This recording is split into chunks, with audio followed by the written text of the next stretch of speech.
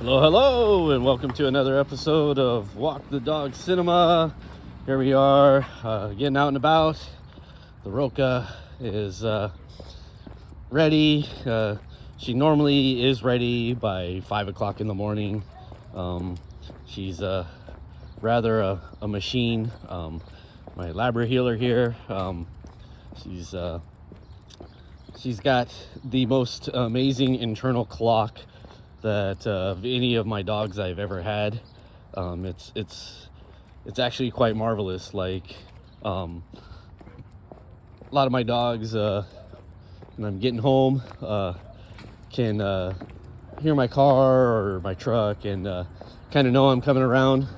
But she's like so on it that everyone in the family kind of knows if it's 4 o'clock, 5 o'clock in the morning, 8 o'clock in the morning, noon. I mean, she has her idiosyncrasies and her timing, and it's like almost to a T. It's pretty crazy, but yeah, she's up almost every morning at 5 o'clock in the morning. She'll give you kisses or whatever to go to the bathroom, but she wants to walk right away, and can't always give them. Not that early in the morning, especially during the winter. It's just too dark. Obviously, this summer we tried to get out way early so she doesn't burn her paws. But yeah, she's a great Velcro dog who just you don't need a wristwatch, or you don't even need a watch. You could pretty much tell the time of day it is just by how she acts. It's quite a marvelous thing. But anyhow, enough about the Roca. I'm sure you all might get a kick out of that. She's the reason I do this. Sitting there giving walks, and might as well talk about movies and things like that. So yeah, but we're enjoying a nice sunny winter morning. Not necessarily cool, but those back east for America, boy, got hammered, and hope you're all staying safe. And wherever you see this, I hope everything's been going good for you all. But the movie I wanted to discuss, review, is Bring Her Back. It's a horror movie that I'd been hearing lots about, and it's gotten a lot like Sinners, like Weapons. And I'll say last year was kind of an interesting year for original horror films, for sure. I wouldn't say I've been disappointed. I just say the hype machine has ruined some of the films in one sense, because boy, they get really, really hyped. And like Sinners, it was even though it's up for 16 Academy Awards, which is crazy. I think that's more indicative of the field nowadays than the actual movie itself, because I know I'm gonna get a lot of heat for this, but it really is just a retelling of From Dusk Till Dawn. And I hate to say it, but From Dusk Till Dawn was funner and told a much better story than Sinners. And if you ever seen It, Welcome to Derry, there's the exact same scene is in that series that takes place on an Army air base, and that one has much more impact, much more social commentary to everything. And I'm not saying Sinners was trying to do that. I'm just saying that it mixed all of those elements: horror and social commentary and loss and just the absolute chaos. Granted, it wasn't about vampires, but the human behavior and everything else about it, and portrayals, and was just done infinitely better. And I say this, coming to you, that I enjoy the actor Michael B. Jordan and Ryan Coogler as a director. I love the Creed films, and wasn't the biggest fan of Black Panther. I thought it was a little slow and boring, but the point being is I always look forward to their movies. And the other one, Weapons, I thought had a great premise and lost it after about an hour, where it kind of showed you its hand and didn't have anywhere to go. Bring Her Back, another movie that I enjoyed, but I wouldn't say it was the be all to end all, or the hype actually did it any favors. So let's discuss it. So Bring Her Back is a horror movie, basically about someone who gets a hold of a cult film, and I'm not saying cult as in like some background thing. I mean literally a videotaping of a cult trying to resurrect through using an angel or a demon. It's not really clear in the movie. Kind of tries to imply it's an angel, but we see it as demonic in a really quick glimpse. So again,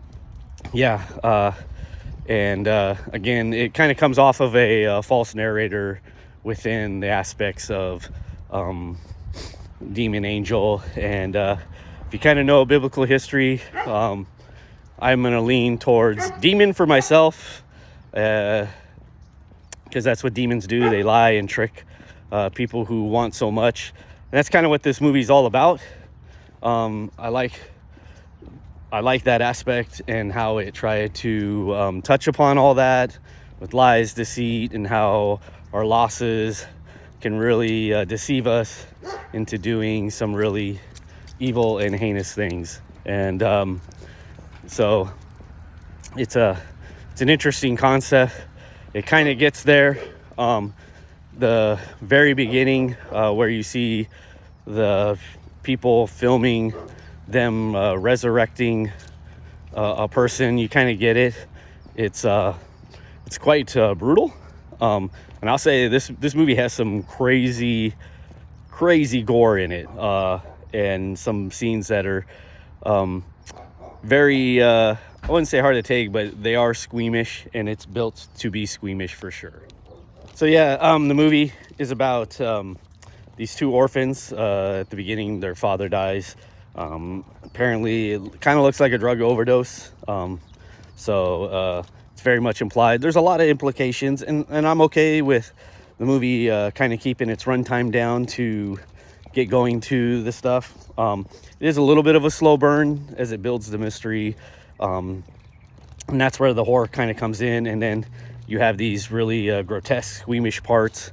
But the orphan, the boy and a girl, and they're step siblings. And the girl is an Asian actress who's actually really blind in real life. I think she does a fantastic job in this. Plays a blind girl, and her brother is very protective of her. He's like 17, 18, or about to turn 18, and he wants to take custody of her, but he's got some prior stuff in his past that we learn about that he has to prove to Child Protective Services. And this takes place in Australia, and so you do have some cool Aussie accents. Some of it, because of that, is a little hard to understand at times, because the dialogue's a little muted at times.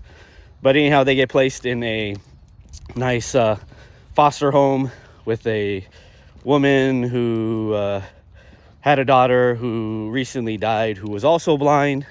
And she's a child psychologist, used to work for the Child Protective Services. And basically right away, it's not a secret, she's out to use the blind girl. And you kind of get the typical thriller stuff where she's manipulating the situation to really drive the older boy crazy. And for the most part, it kind of works. So that's kind of the setup. What I disliked about the film is they set up the hero, the boy. They kind of pull the rug out from underneath you. Spoiler alert, I'm really going to get into a spoiler alert here. His arc, though I guess it kind of wraps up with him dealing with his own grief with his father and some of the trauma. It does kind of get wrapped up. But I will say his absolute fate in the film is a disservice to the film. It's not earned. and so your mileage will vary. I am not for downer endings. I won't say this is a complete downer ending, but I am also not into shock value just for shock value. For me, if you're going to pull the rug out and try to do emotional manipulation in the sense, kind of like The Mist. So I'm going to ask this question. If you've ever seen The Mist and you know the ending of The Mist and you hated that ending, you're not going to like this movie. Simple as that. If you love that ending, then your mileage will vary with this one, because this one isn't as doesn't have the same kind of steam as The Mist. It is a slow burn, and like I said, the mystery developing from that and the manipulations of the lady. The acting is fantastic, so that's a bonus. But that's one of the elements I just didn't like about the film. For me, it undermined it, and I'm rooting for the kid. He is tortured and put through hell, and to have that outcome, it's really mean-spirited, when actually the movie is trying to kind of have a hopeful message on one level about loss and how we deal with our own grief.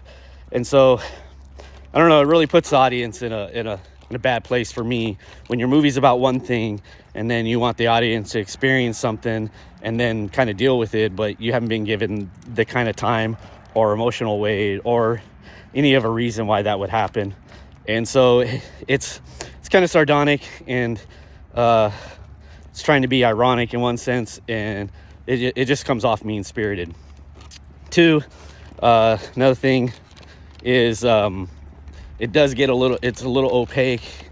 I'm not saying you need to explain things, but even how they show it doesn't really explain it. There's like actually sometimes more questions than answers, and I've talked about this before. It's one thing to have situations like in Inception. Christopher Nolan does this a lot, and I've seen it some others, so I'm not just picking on him, but he just stands out where he'll tell you something, do all this dialogue, exposition, and then show you the exact same thing that they just talked about for 10 minutes. And it'll be this 30-minute thing. So you get 40 minutes on the same darn thing. This movie, I'm glad it doesn't do that. But at the same time, it doesn't even kind of explain some of the other stuff. And is it necessary? I think it would have given some more emotional nuances and responses to certain things. But again, it tried to build the mystery. I'm just saying it needed just a little bit more to make some clarity and stuff. But those are kind of the big downsides. I will say what I did like about the film is the acting. It is tremendously acted. Everybody involved, the lady who is a villain, yes, they try to make her sympathetic. Her plight in the sense of her loss is truly sad, but the flip side of it is all her behaviors are just personification of evil. The little boy who's possessed by this demon and is being used as a vessel to bring back the lady's dead daughter does a fantastic job. He's quite creepy. They do a great job. I will say though, and the gore in it involves that child, and so it's like child torture in one sense. But when you kind of flip it and you look at it, it's the demon torturing itself. But they are harrowing, and they do sit right at home in a horror movie. And there's a scene with a knife and him chewing up with his teeth that, it's the old adage where you take a needle and stick it underneath someone's fingernail, or the person's about to get their arm cleaved off in a sink. I don't know why those two things everyone just squirms at, but the aspects of what they show in this, you're gonna squirm. We all kind of look at that and just it's amazing special effects in that regard, and it's effective and it's shot effectively, and again, they are related to the older boy too, so it's like I said, they're harrowing scenes, and so If you're a gore hound, those scenes will probably stick with you, like, oh wow. And if you're not into gore or seeing children kind of receive psychological torture or really kind of gory things happen to them, I would steer clear of this film. Like I said, it's heady stuff in that regard. But for me, I like the effectiveness of the horror of those elements. I thought it was earned and well done. And so, again, your mileage will vary. And, you know, it kind of resolves itself in a good way. I'm glad they didn't go with the original ending. I would have probably thrown my phone or something through the television then, because then it would have been a waste of an hour and a half. But like I said, it does kind of have a bittersweet ending, but it is good and hopeful in that regard on one level. Little sad on another. It does kind of tie into the themes. I just think it tries to kind of balance darkness and light, and it just doesn't quite succeed. I admire the effort. And so, is Bring Her Back a waste of time? I mean, if you're looking for original horror movies or original movies in anything, I think it's good to support it. I just think that sometimes the hype train and how people react, because we're just not getting a lot of original stuff that resonates, needs to be a little tempered. And so, you know, I've kind of come at movies a little bit differently with that. But it wasn't a waste of my time. I'm glad I watched it. I'm glad I kind of saw it. It's not something I would ever revisit. Like I said, I like the performances, and the directors, the brothers who directed this, are making a trilogy based off of this area. I guess their very first movie that they did is also tied to this movie in some way.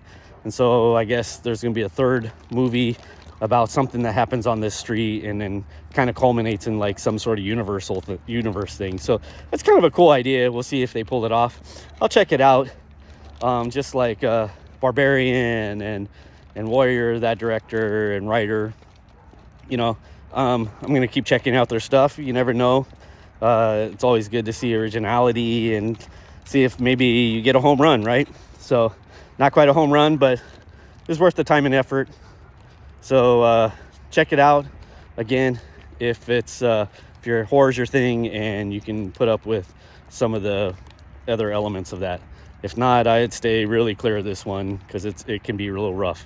So that's that. Let me know what you think in the comments of what you thought about this movie, and please subscribe if you like my reviews and how we communicate with film and just the overall aspects of that. Have a good one, everybody.